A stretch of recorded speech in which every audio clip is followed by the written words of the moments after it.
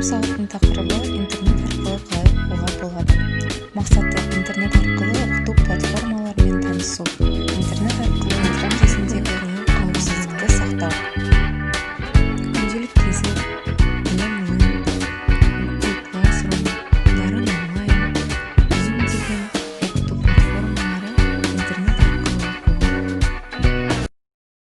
Құрметті 6 сынып оқушылары, компьютермен қауіпсіз жұмыс істеу жөніндегі ұсыныстарды қабыл алайық.